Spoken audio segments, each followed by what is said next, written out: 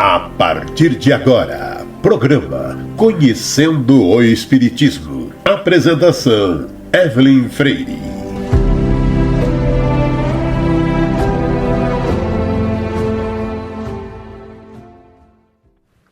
Olá, queridos ouvintes da Rádio Boa Nova.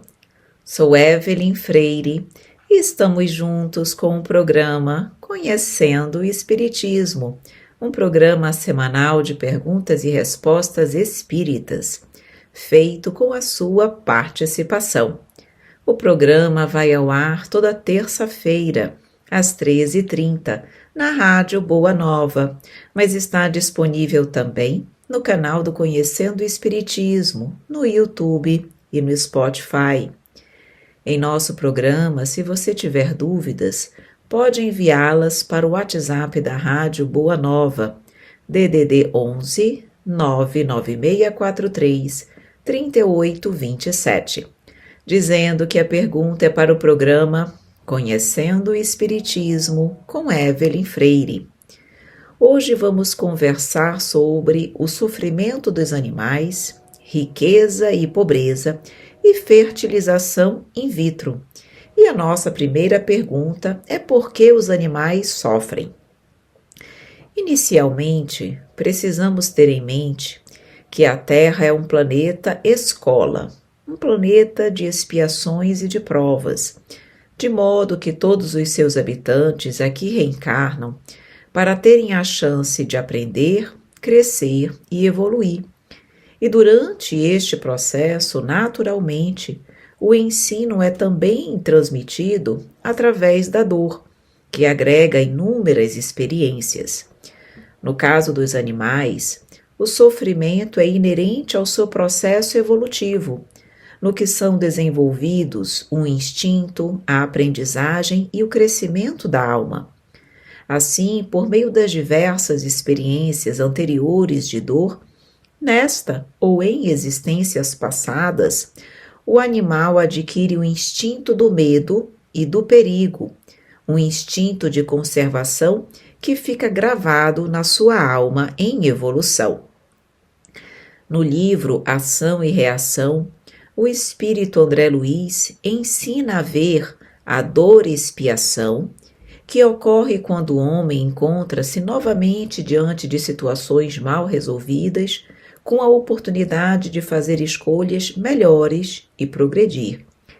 E existe também o que ele chama de dor-evolução, a qual não possui relação com atos do passado e é necessária a todos os seres vivos como um mecanismo de amadurecimento, consistindo em um importante ingrediente para a vida em expansão. Para os animais, como eles não precisam expiar nada, pois não se sujeitam à lei de causa e efeito, vivenciam o aprendizado por meio do sofrimento como sinônimo de evolução espiritual. Leon Denis, no livro O Problema do Ser, do Destino e da Dor, diz que o sofrimento nos animais é já um trabalho de evolução para o princípio de vida que existe neles. Adquirem, por este modo, os primeiros rudimentos de consciência. Entretanto, meus amigos queridos, nós lamentamos que a dor seja infligida aos animais por condutas tão desumanas do homem. Os animais não detêm o entendimento acerca do bem e do mal, mas o ser humano sim, de modo que seremos responsabilizados pelos abusos e atitudes desmedidas cometidas para com os demais seres vivos. Os animais são nossos irmãos menores, desenvolvendo em si mesmos o próprio princípio inteligente. Podemos nos considerar, então, como irmãos mais velhos e mais experimentados do que os animais. A angústia, o medo e o ódio que provocamos nos animais lhe altera o equilíbrio natural de seus princípios espirituais, determinando ajustamentos em posteriores existências.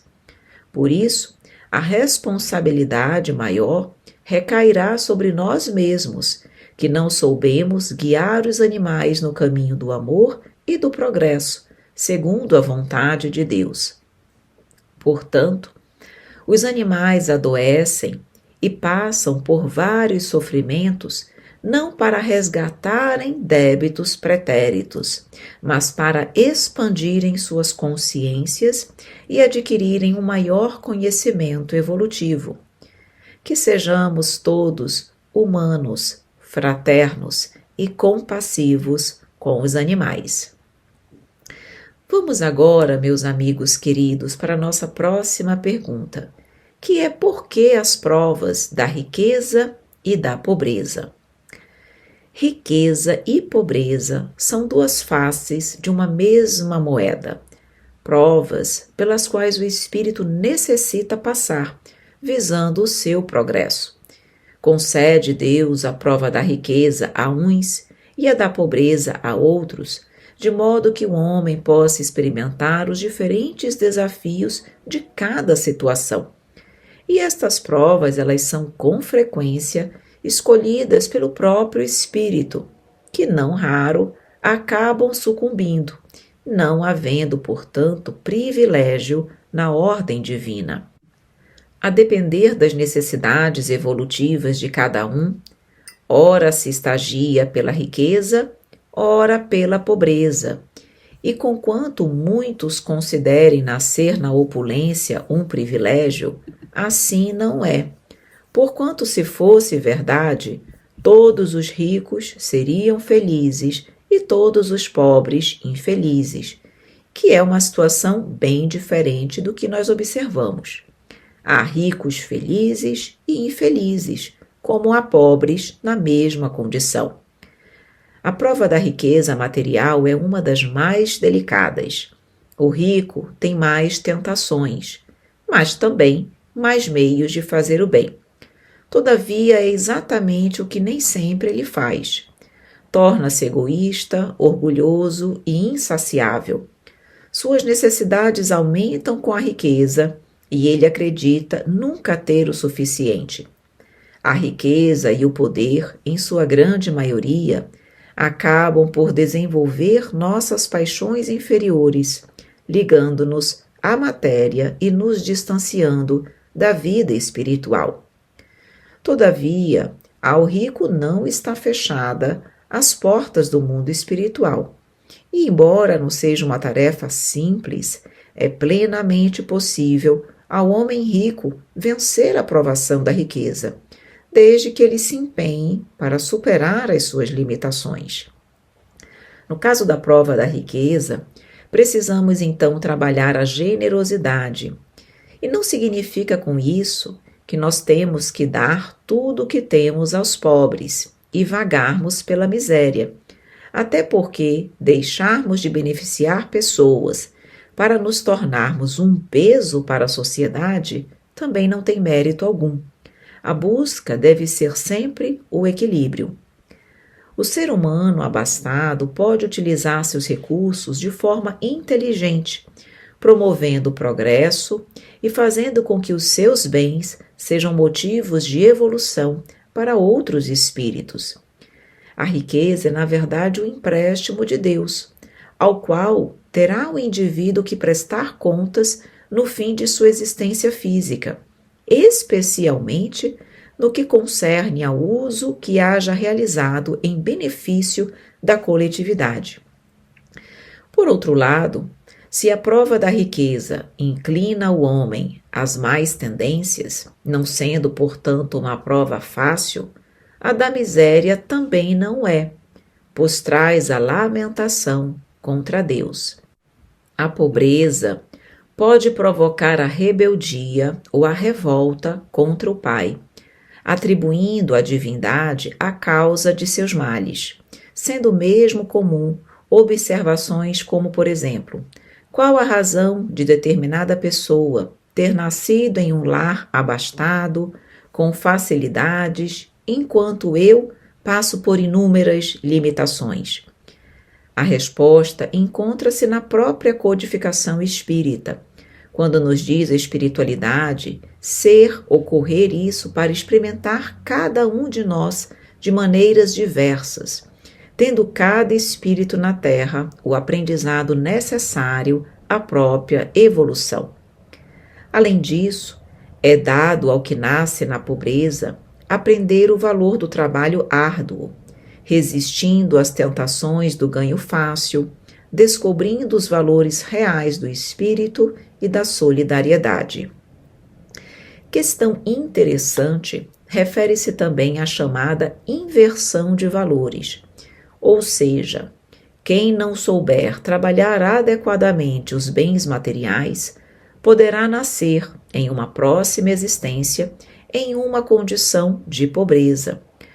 A justiça divina reveste-se de inúmeros mecanismos, e quando os valores nobres do espírito não são desenvolvidos com a ferramenta oferecida numa certa existência, na próxima Deus a modifica, encontrando-se o espírito em condições diversas para novamente tentar aprender e evoluir.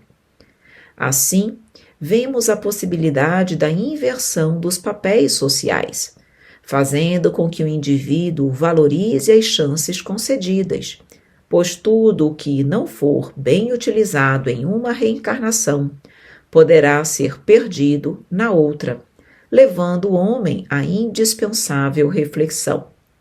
Seja na pobreza ou na riqueza, vale o esforço de cada um na busca pelo enobrecimento de si mesmo.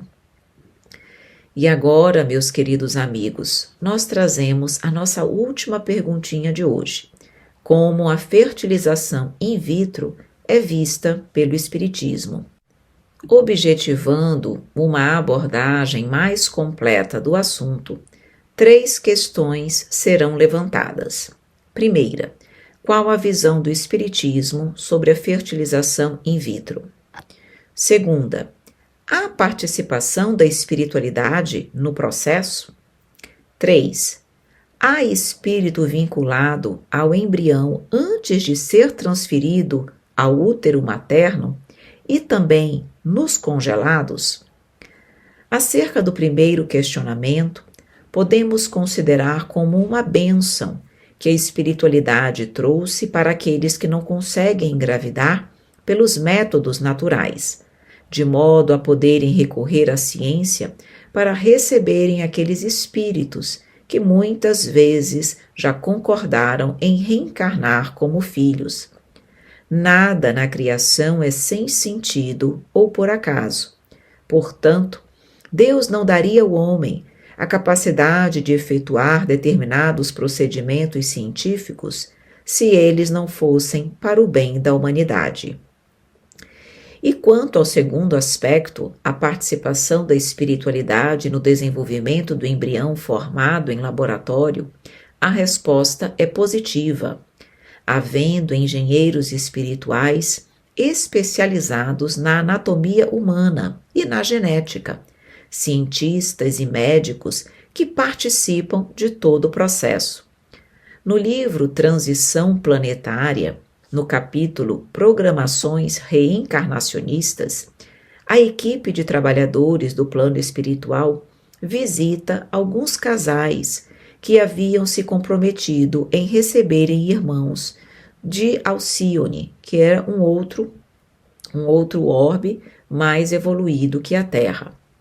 O casal inicialmente visitado havia lutado para conseguir a gravidez natural, sem êxito, resolvendo recorrer à fecundação in vitro.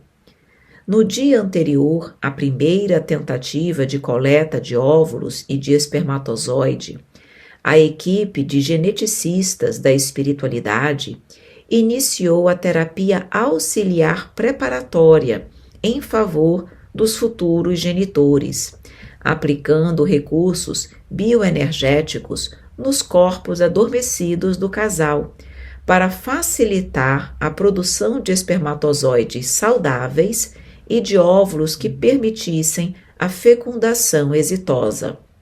O médico espiritual da equipe de geneticistas explica sobre a fertilização in vitro e informa o seguinte: que a divindade, sempre misericordiosa, incessantemente envia à terra seus embaixadores, a fim de que os mesmos facilitem o progresso científico-tecnológico, de modo a proporcionar aos seres humanos os recursos hábeis capazes a auxiliá-los a diminuírem as aflições a que fazem jus.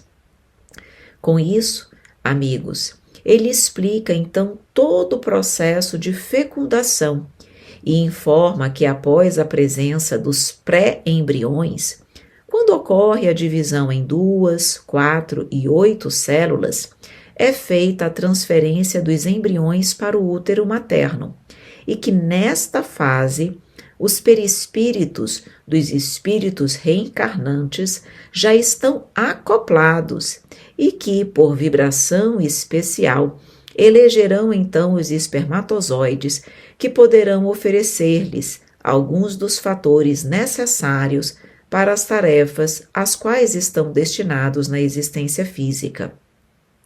E, além disso, acerca dos embriões transplantados que não tiverem ligação de futuros espíritos reencarnantes, informa a espiritualidade que perdem a finalidade e são automaticamente eliminados.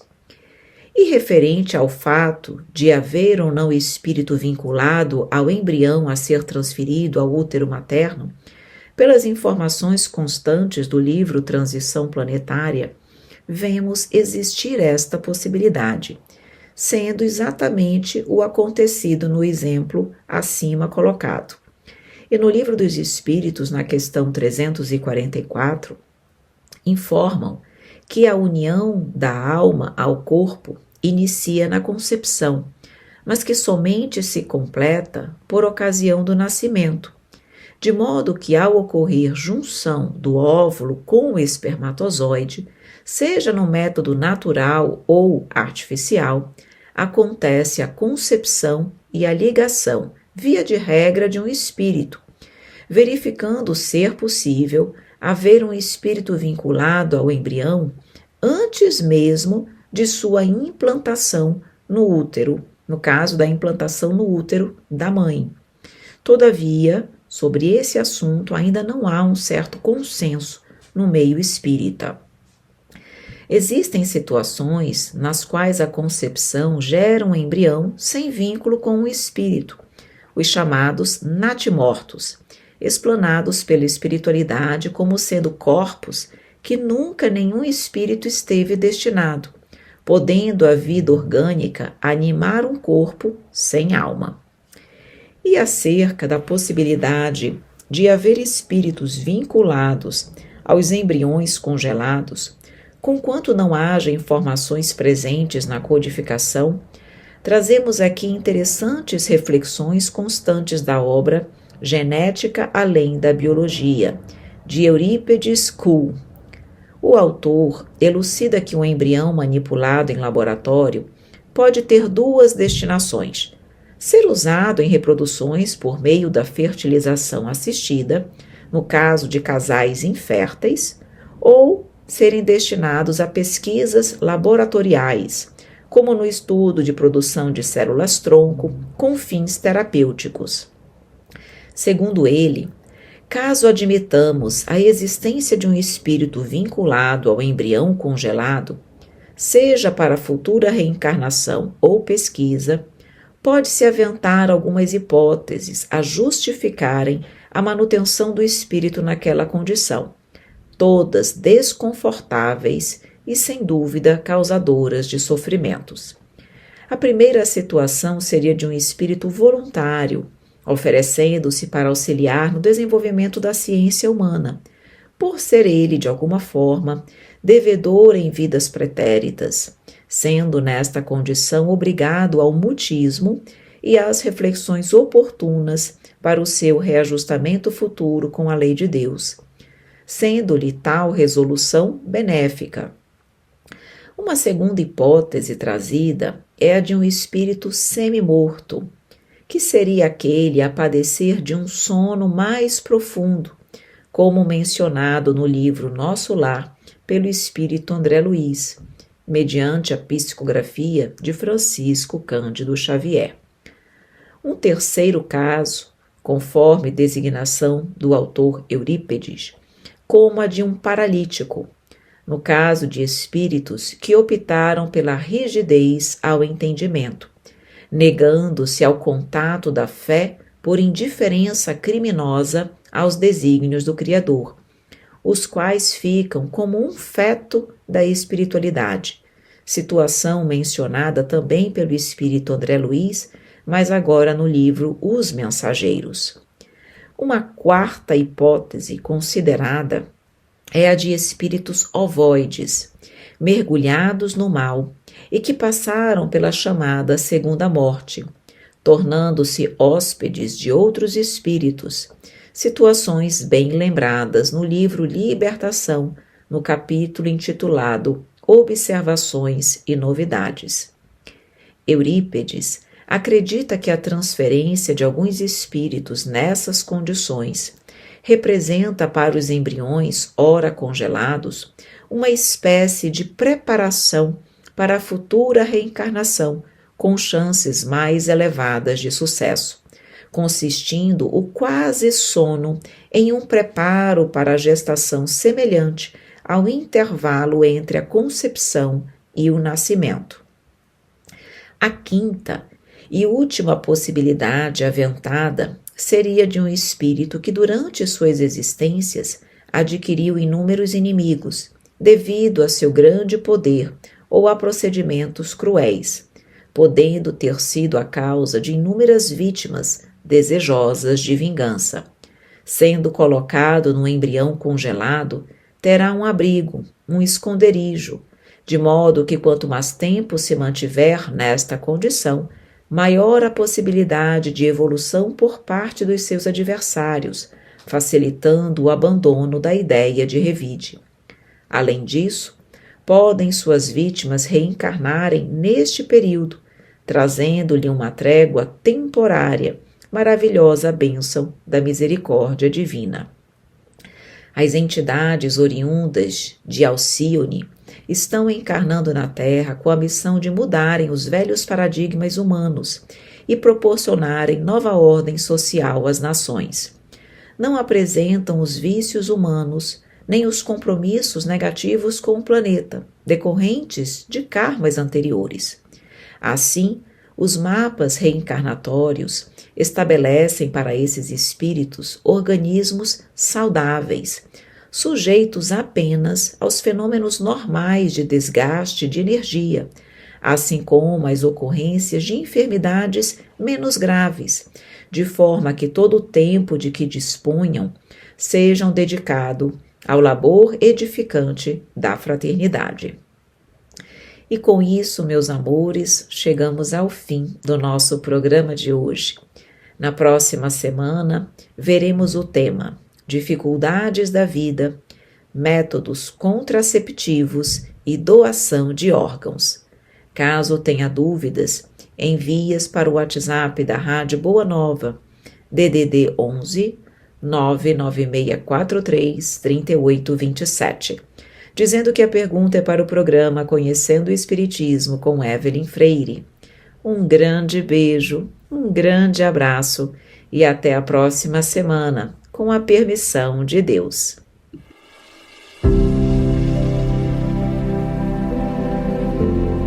Você acompanhou Conhecendo o Espiritismo com Evelyn Freire.